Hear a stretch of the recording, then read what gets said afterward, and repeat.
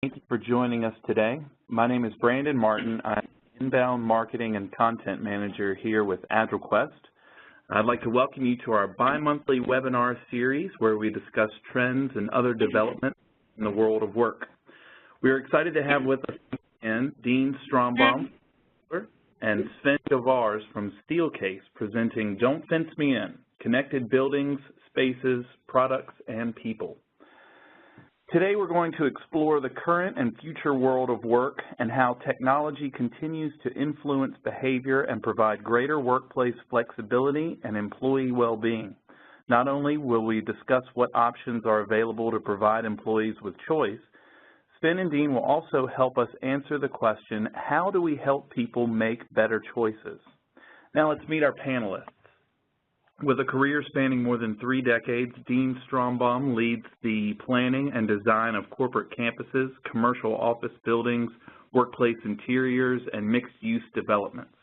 A workplace performance specialist and frequent speaker at industry events across the country, Dean actively participates in the Houston chapters of AIA, ULI, and NAIOP, and currently serves as president of the Houston chapter of CoreNet. Sven Govaars helps organizations clarify their vision, understand strategic problems, and implement workable solutions.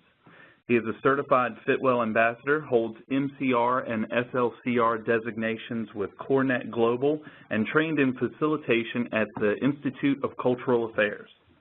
He has also created applications to measure the value of the workforce and study movement in the workplace using current research in workspace design.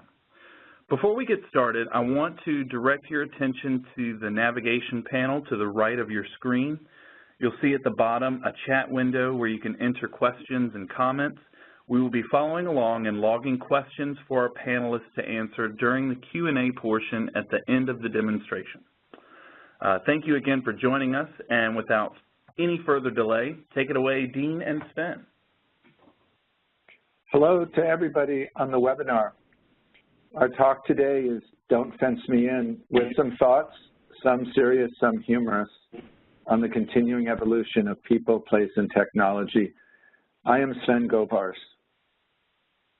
My name is Dean Strombom, and we're happy to have you here today. We've done a number of presentations together.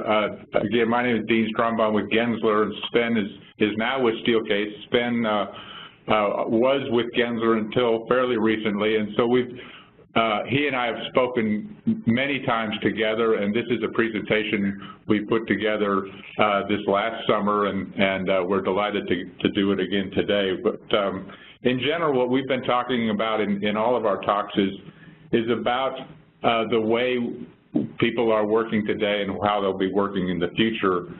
We've talked in the past about work modes. We talked about the importance of choice in the workplace and focus and balance, and more recently we've been talking about innovation in regard to teams and individuals and community. But I think today it's important to talk not only about choice, but about options that people have, and how do you nudge people in the right direction, and how does the Internet of Things facilitate that? So it's always good to nudge people to get people to do the right thing. What's this stuff? No cereal. Won't be good for you. You try it? I'm not going to try it. You try it. I'm not going to try it. Let's get Mikey. Yeah. He won't need it. He hates everything. He likes it. Hey, Mikey. When you bring life home, don't tell the kids it's one of those nutritional cereals you've been trying to get them to eat. You're the only one who has to know. So that commercial was from the 1970s, Mikey Likes It from Life Cereal, and here we are many years later, and we still see slow changes in our workplaces. Sometimes we watch others making changes that we have yet to be willing to do ourselves. The slide that's up right now is pretty much our agenda. We believe there's a clearer path today for individual choice, and we'll more or less divide ourselves into 3 sections. One, we'll talk about individuals and organizations. Second, we'll talk a little bit about place and space. And the last will be about technology and the Internet of Things. But still, circumstances do not always favor our freedom in the workplace, as you'll see in the next video. Hi, Milton. What's happening? I'm going to have to ask you to go ahead and move your desk again. So, if you could go ahead and get it as far back against that wall as possible, that would be great. No, that way we'll have some room for some of the little boxes and things we need to put in here. And, there it is. What? Here, let me just go ahead and get that from you. Great.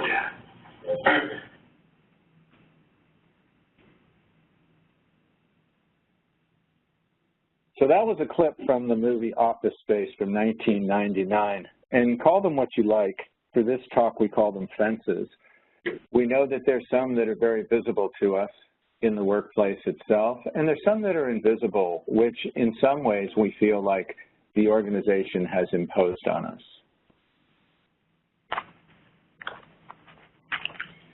And beyond the ones that a company might use, there are the ones that we impose upon ourselves. And I think one of the things we need to look at is empowering ourselves and the workforces that we design for to recognize that they have an equal part when we design work environments. So when we don't take time off, when we think we need to dress in a certain way, when we feel guilty about what we're doing, these are fences that we begin to impose upon ourselves. Oftentimes we get into these conversations about place, and in our business as architects and designers, we're often challenged by clients to consider the built environment, the place, and the cost of that, and find ways to reduce that cost, whether it's the build out of the space itself, the cost of time, the technologies around that, things like CapEx and OpEx. But what we've been really trying to push our clients these days is to consider the people side of this equation. Reducing cost is a smart thing to do, no doubt, but delivering value is even more beneficial. And if we can focus on the items on the left around engagement and functionality and morale, again, choice and performance, those are the things that are really going to yield the most benefit to corporations long term. The other thing is we've been looking a lot of late around the notion of what is a day. You see the black line that shows the traditionally thought of day that begins at 9 a.m. and ends at 5 p.m. and work was separated from life outside of work. The green line really represents the reality that we are facing today, where you're working from the moment that you wake up to the moment that you go to sleep at night, and it's not even a work-life balance. It's more just a blending of work and life throughout the day, seemingly every day. There's a lot of talk these days about engagement, what an organization wants, and about happiness, what we want as individuals. Jacob Morgan, in his recent book, Employee Experience Advantage, says both are rooted in our experiences, and we continue to explore the alignment between individuals and organizations and how we co-create experiences. So architects and designers think they know what kind of spaces are appropriate, what kinds of spaces end users will enjoy. And in their own mind, an architect might have this kind of space in mind when they think about what their client space might look like, fully engaged by the employees. However, after it's built, sometimes you see this occurs where it's a place that's not being utilized at all. So these are the kinds of things we're beginning to study. What is it that attracts people to places beyond the architecture itself? And we think it has something to do with the light, the comfort, maybe it's even the coffee, maybe it's the opportunities for an alternative work setting or just for peace and quiet. So this brings us to this notion of nudge and choice architecture. We know that it's important to give employees and end users an opportunity to choose where and how they work. But we're now seeing that we need to look at things differently. How and when do we gently maneuver people into doing the right thing or making life a little easier?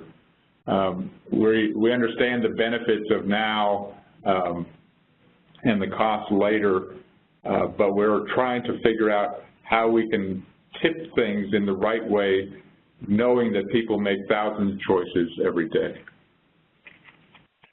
So within the book of Nudge, there is what they call this toolbox, and we see it as choice architects with this mnemonic of 6 that helps to remind us of things that we have within our toolbox to be able to use when we design workspaces. A really good example would be if you go into an elevator and go up to a corporate floor and you get out of the elevator, you look to your left, you look to your right.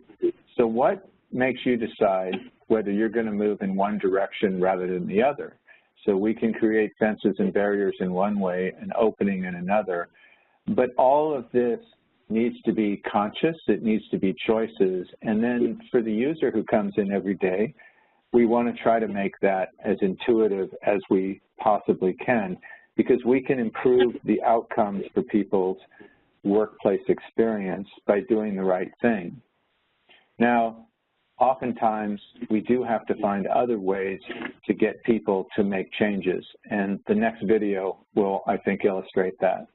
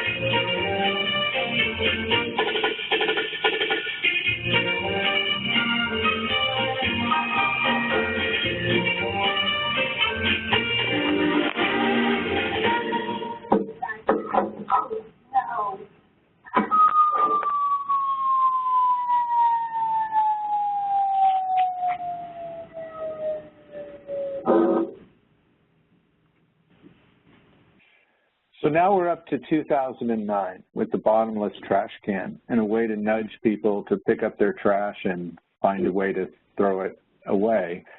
But as designers, helping people make choices is one thing, but how do we do that? What are the tools and the mechanisms that we have to create good workplace choice, and does it really matter?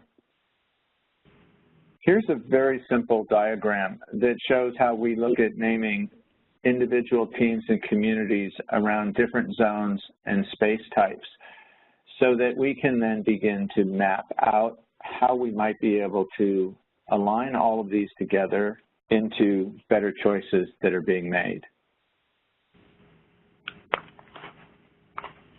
So we begin to look at those places that make a difference in everybody's work and those that deliver not only choice, but push them in the right direction. So we consider things like material, variety of spaces, mobility. We look at daylight and views outside, being able to participate in the space in some sort of manner. Subtle things like color and informality and activity. These are all ideas and notions that architects can use to push people in the right direction.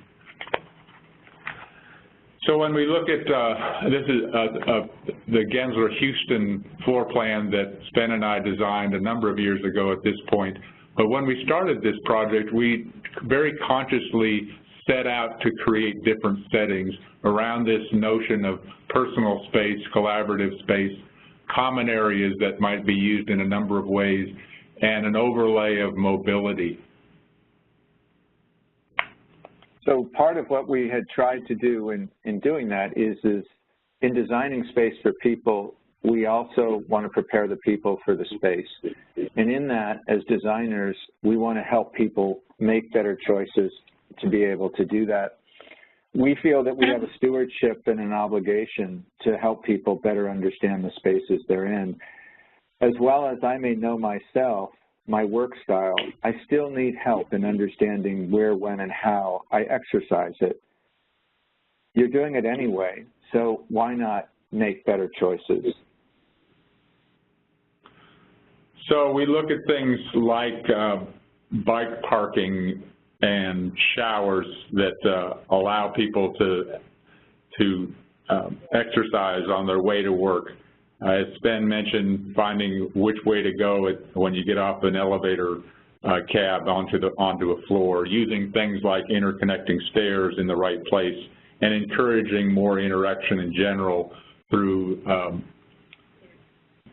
areas like work cafes.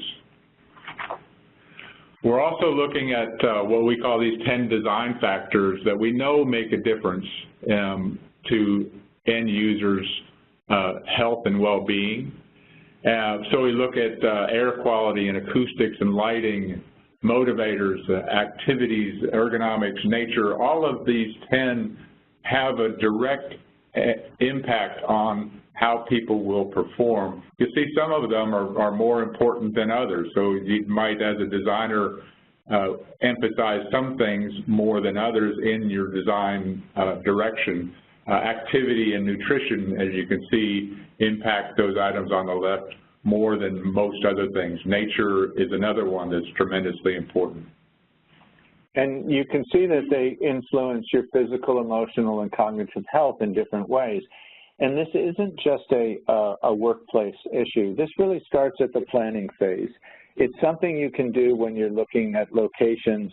You move on to understanding and designing the building. You look at the workplace, and then the workforce.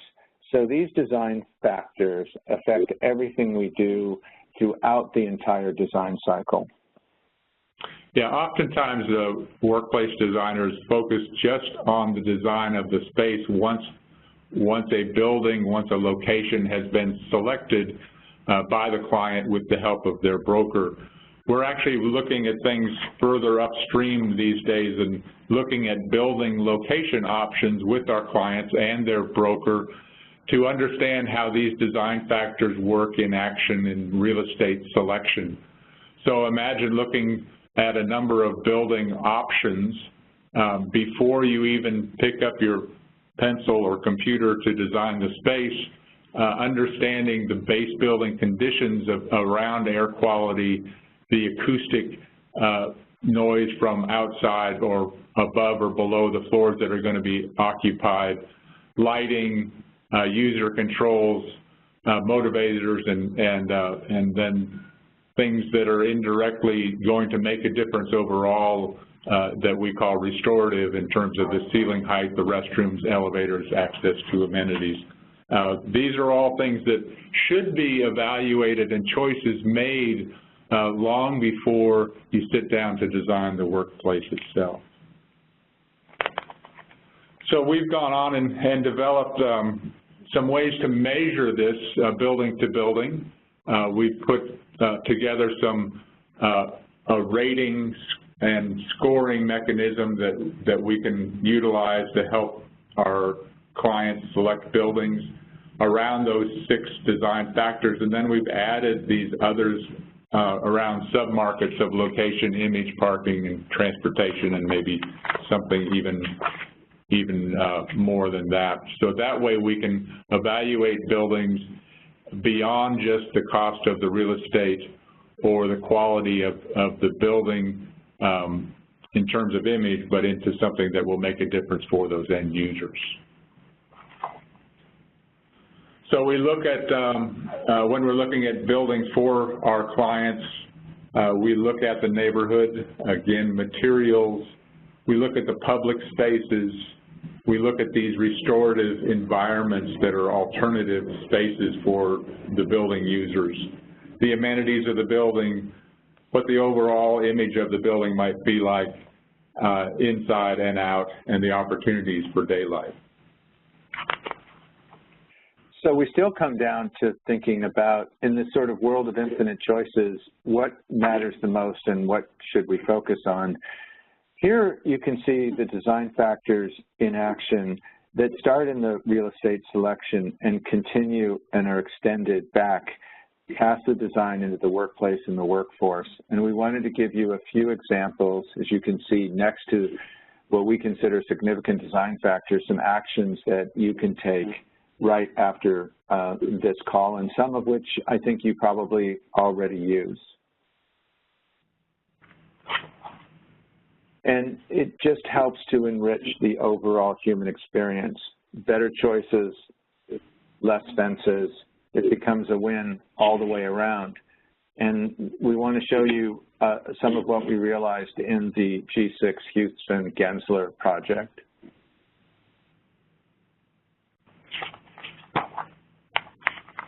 So this space would, oh, go ahead. No, you're good. So in this space, which is called the ideation space, we were able to make it very multifunctional and multi-use. We were able to take the design factors, 7 out of the 10, because you can't always use all of them, and begin to see and better understand how they're utilized at different points by different people, how we can give access to looking out at nature, changing of the lighting, providing motivators like being able to maybe play a game and have some respite. Acoustics is important, and user control down at the end, a mediascape environment that people can go into and then they can focus. But not every space can use every design factor. So when we designed this space, we were actually tightening up a lot of the personal spaces in order to achieve this large volume of space. And when we looked at it on plan, many of the others in our office looked at this large space with not anything particularly assigned to it in terms of group work or personal space. But we knew if we took these design factors and kept them in mind as we developed the space, it would, at the end of the day, be an actively used space. And to this day, it does remain a very atypical workspace, but one that is used in a multitude of different ways throughout the day and even into the evening. So we were able to reduce costs in the design of the space, but we also think that we were able to deliver more value. But it still comes back to understanding and measuring. Did we succeed? Were we able to create the right setting zones? Did the design factors actually work? And how were individuals, teams, and communities using them? So we invoked some tools to be able to understand that. So it is important to measure the success of these spaces. At Gensler, we use a proprietary tool we call the Workplace Performance Index, and it's something that really measures how well, from an individual occupant's perspective, the space is working for them, not only their personal space, but the collaborative spaces within the overall work environment. And it allows us to essentially score how well the space is working. In this example, the effectiveness of the workspace in terms of these 4 work modes: focus, collaborate, learning, and socializing. How well it scores for those occupants, and then compares that to scores from other industries and/or locations. In this case, we wanted to measure and compare mobile workers versus those that were tethered to their desk. And because we were sort of toying with this idea of mobility, we've been talking to our clients a lot about the fact that they need to find new ways to make their spaces more efficient and to make their workers smarter and better connected. So in this case, we had identified some number of employees that agreed to be free address workers, and we wanted to compare their scores on the WPI to those who had assigned desks. What we found in general was that those that did not have an assigned workstation or a desk were more satisfied with the space. And then one of the unique things we found is mobile workers experienced less disruptions. We're a little bit, we didn't quite know why that was initially, so we did a deep dive and interviewed some of the workers as to why they felt like they were experiencing fewer disruptions than other people, and found that those that were tied to their desk, had an assigned desk, even though they had spaces where they could move to, felt like people were infringing on their area, talking loudly, and it was somebody else's problem, and these were disruptions to them. The mobile workers, on the other hand, realized very quickly that if they were being disturbed visually or acoustically, they could easily pick up and move to another location. So they didn't see that these disruptions were a factor for them. An interesting observation that only comes through understanding how the space is working.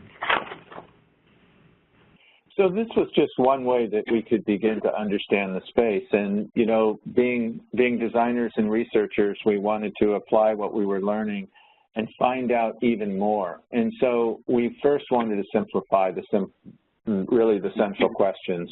Is the space working? Are people using the space as designed? And did we see any unexpected outcomes that we hadn't really prepared for? And the answers that we were looking for were really only 5. How it was being occupied, where were people moving back and forth, was there better well-being, and was it tied to better productivity and profitability, what work modes were being accessed by people as we were blending different work styles into different settings, and how was time actually being accounted for. So we experimented. We tested a lot of things. We tried to build our own sensor app. We built a productivity app and then tested it. We approached partners. We had people come in, and we constantly were challenging ourselves. Sometimes we failed very quickly, but we continue in everything we do to explore and try to understand it. And I think by trying to figure out what we need to know, the accelerating technologies are starting to change everything, and that really made us think even more about what was happening in the Internet of Things. Introducing the Internet of Things. So in this chapter, we just wanted to talk about how technology is merging and talking from one device to another in order to help facilitate your world and moving through that. You know, it was just a little over 10 years ago that the iPhone was introduced, and it's hard to imagine anyone walking around without some form of smartphone these days. That phone is now connected to your car, and so that it knows where you parked, for example. That phone is connected to your calendar. We find technology that allows people to reserve rooms through apps with their own profiles as to what kind of space they're looking for. We see sensors embedded in light fixtures. We see sensors that are monitoring the air quality of the space. Even in terms of wayfinding, there are apps that are being developed for specific areas. Here in Houston, there's one for our very extensive and confusing medical center that allows those patients to easily find where to park, where to find their doctor, where to find the right clinic. And it really is this explosion of possibilities. We talk about it accelerating, but I think sometimes we have to remind ourselves the World Wide Web only came into existence in 1989. Google came onto the scene in 1996. iTunes sold 1 billion songs in 2006. as Dean said, Apple released the iPhone in 2007. And then in 2012, Facebook reached 1 billion users, and I think only now we're beginning to see some of those implications. And in 2014, we talked about the year of the wearables. So we look at these devices, and they just seem to be growing in number every single day. And there's a concern about privacy, but at the same time, we're realizing the benefits of the technology and how it impacts your day-to-day life.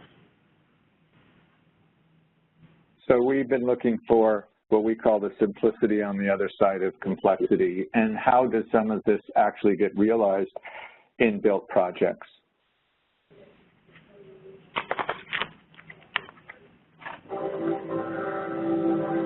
Building this future requires huge leaps forward. Changes not only in how we design buildings, but how we make them people-centric. Imagine a building that feels. An office made for you that reacts to your presence. You choose a desk that works for you, and the building adjusts to fit your needs. The perfect space comes to life around you. The building knows you, the people near you, and where you need to go.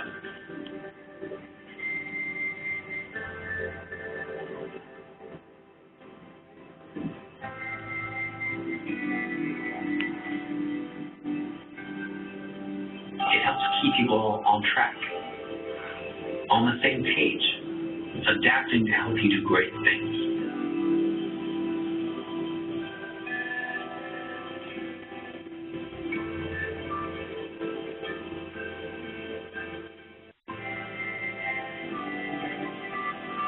Finding the people, the space, the path, the perfect moment. Anticipating every step of the way.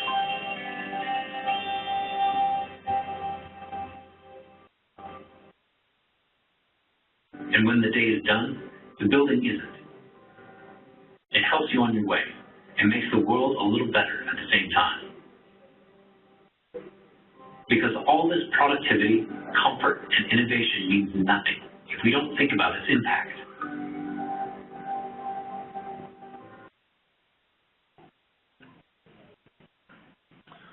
So as you can see, the future is already here. This is just another example here, a building called the Edge.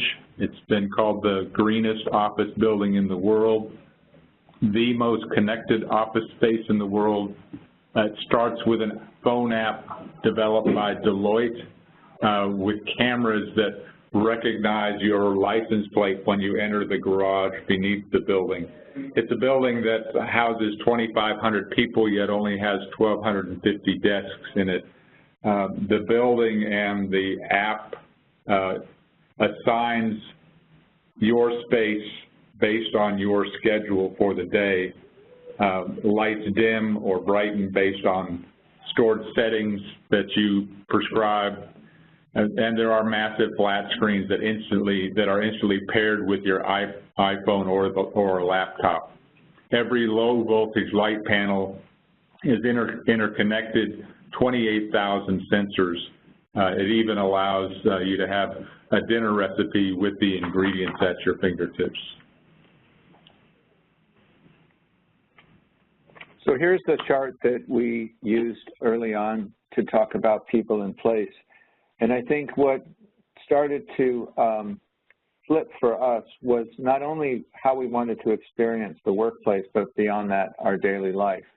And you can see that the real impact and motivators with people being the primary purpose of why we create work environments.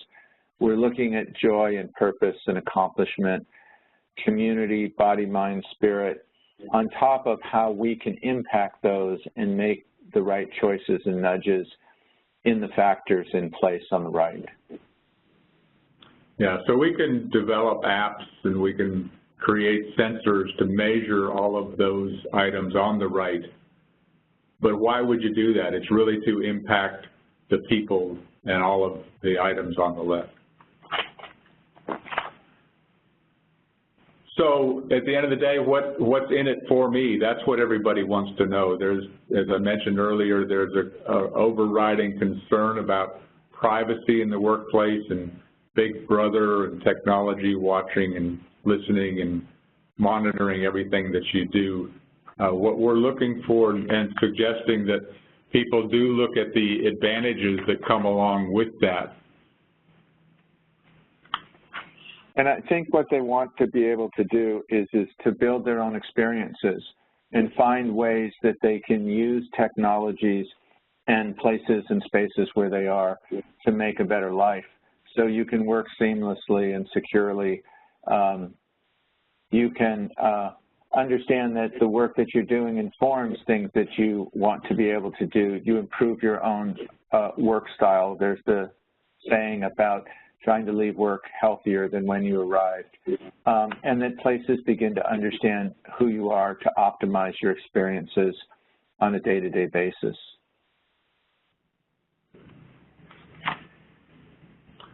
So we envision this world where technology is at your fingertips or on your shoulder, in this case, helping you navigate the world and facilitating your day activities.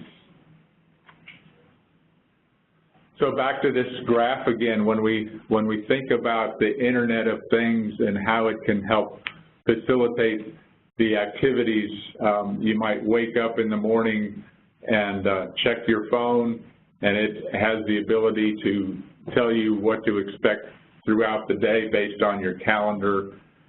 You might then go downstairs and check some emails, have some coffee, and then find the best place for you to work that day. You might take a call on the way to work. If you're in a driverless car someday, you'll get work done while you're on your way to the office. But the office of today may not be, or the office of tomorrow may not be what you expect it to be today. It'll be a creative workplace that you'll spend some time at in the morning, maybe walk to lunch with a reservation already made and notification to your client that you're meeting, opportunity to then go directly to the gym with your profile already established as to your work routine at the gym that day, back to work in that creative atmosphere, onto the bar, checking emails, relaxing at home in bed.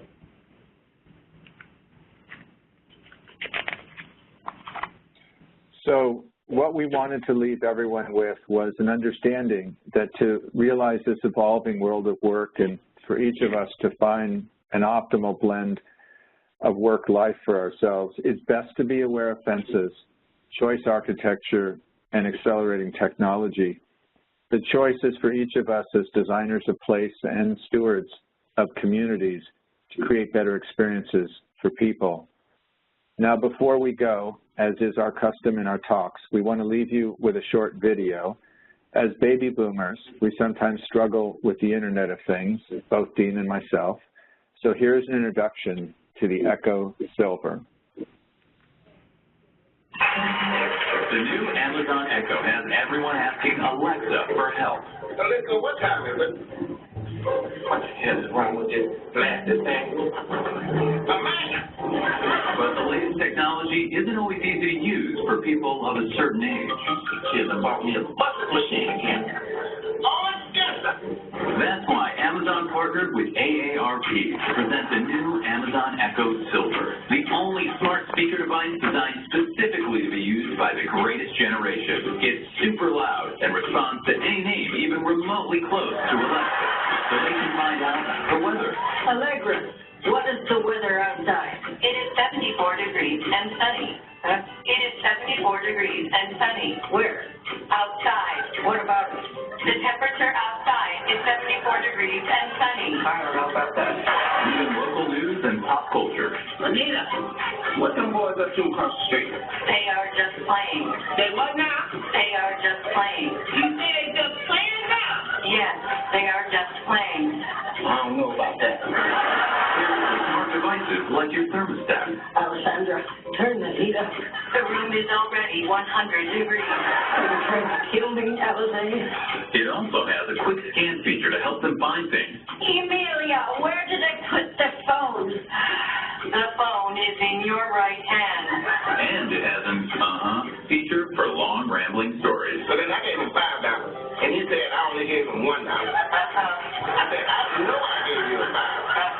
Because I only had a 5 and a 1 on it. And this is $1 right here. So, I mean, you tell me who's crazy. Amazon Echo Silver. Get yours today. Thank you very much for joining us today. Thank you so much, gentlemen. Let's take a few questions. I'm sorry, I'm a little.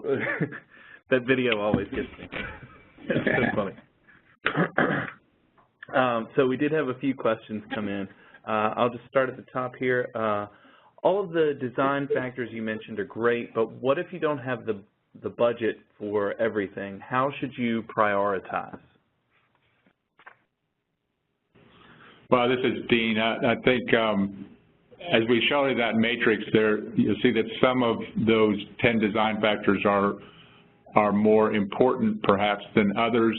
I think part of it is to sit down with your client and understand which of those is most important to them specifically in their organization. But as we noted, the research says some will impact people's health and well-being more than others. So if when I start a project, I look at those 10 and I look at which ones will bring the most benefit to the end user.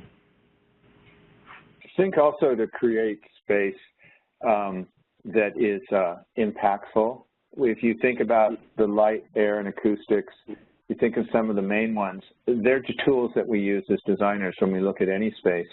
And it doesn't cost a lot of money to be mindful of them and make sure that they're blended in the right way. Ergonomics is another one in the choice of what you would put into the space. The sort of user controls and the nudges for people to move around and be healthier. I don't think it's an expensive proposition. Our contention, as Dean is saying, is to be aware of them and to do the best you can. Thank you. And regarding the 10 design factors, we had someone ask how the data was gathered. Is this a per client or sort of an overall understanding? So this is a couple of years of research. It started out with actually a grant internal to Gensler, where we did a lot of research outside of the organization, and then we went back into the Workplace Performance Index and we extrapolated information, and then we went out to look at user experience, and it's been documented and continues to get validated.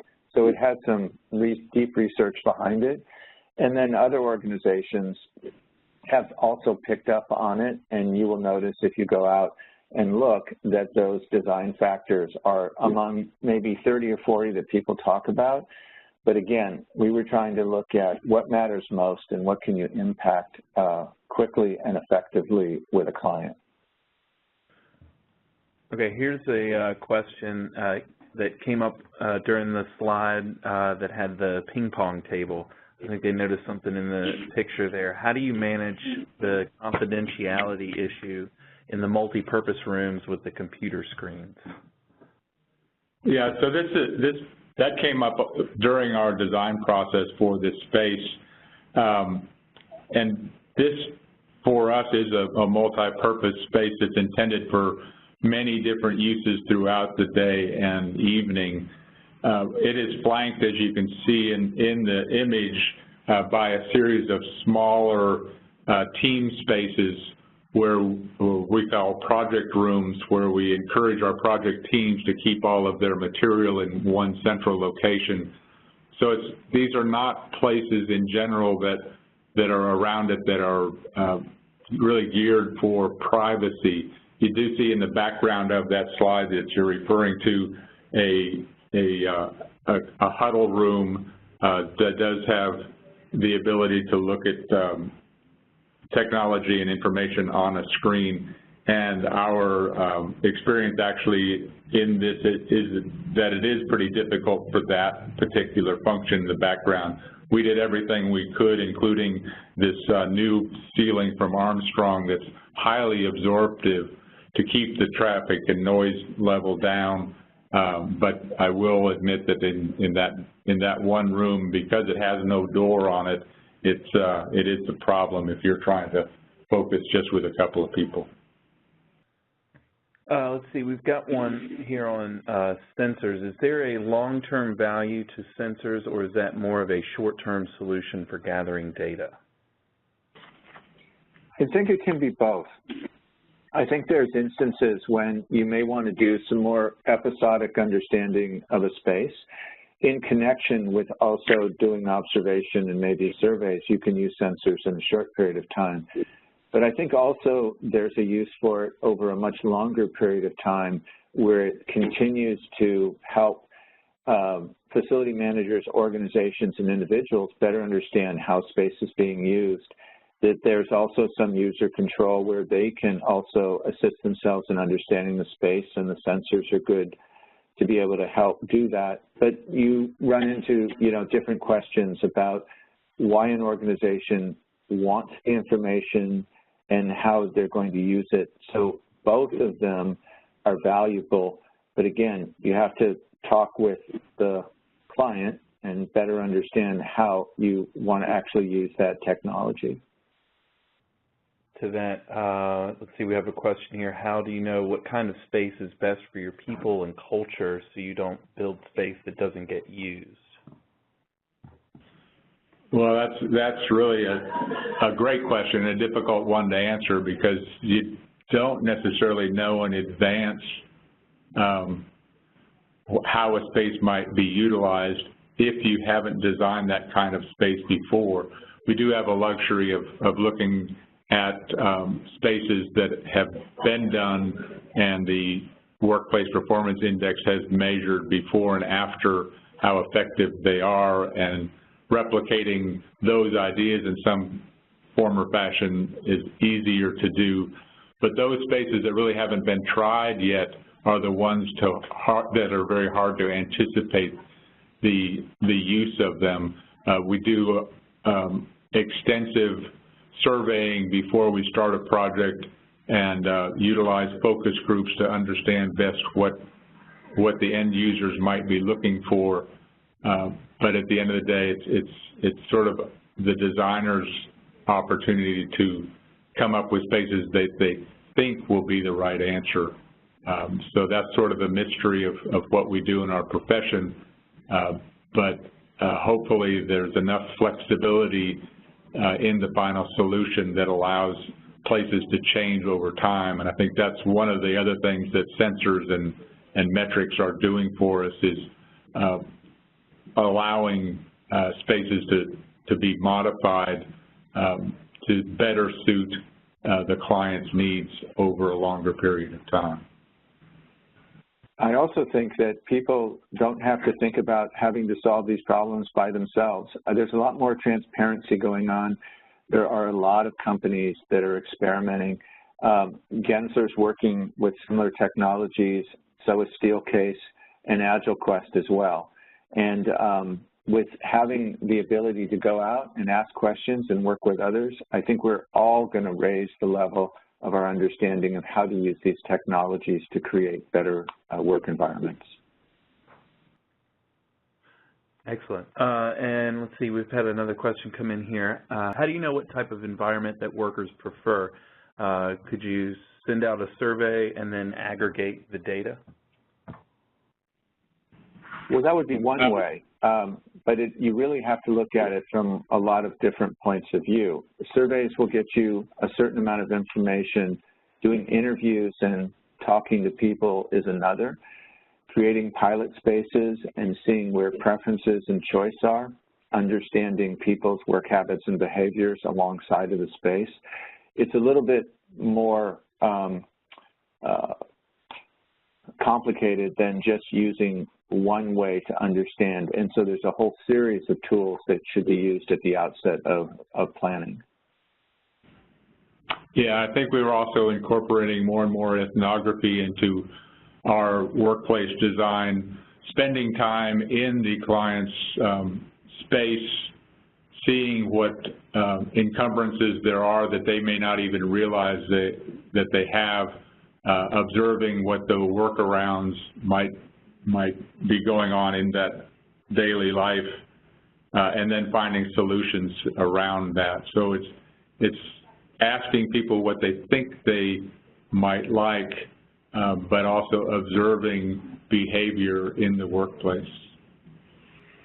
Excellent. Well, we are nearing the end of the hour, and I just want to thank you both so much for joining us today. If we didn't get to any questions, please do provide your email address in the chat window, and we will reach out to you with an answer as soon as possible. AgilQuest has software that helps facilitate many of the concepts discussed today, including workspace and meeting room reservations and free address solutions. We offer private demonstrations of Onboard, which is our enterprise-level workplace solution. We also offer a free trial of the AgilQuest Forum, which is our new cloud-based product for booking workspaces, meeting rooms, and even sharing collaboration space. Our monthly tour of that product is coming up at the end of this month, so please watch your inbox for registration details. We'll also be sending you a recording of this presentation as well as some follow-up materials.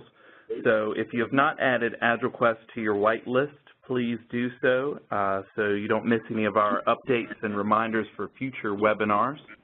If you'd like to set up a demo or an open discussion about our products and solutions, please do email us at solutions@agilquest.com. And, of course, visit our website at agilquest.com. I want to thank you both, Sven and Dean, for a great presentation today. We had a great time, and everyone, thank you for joining us, and have a great day. Well done. Thank you.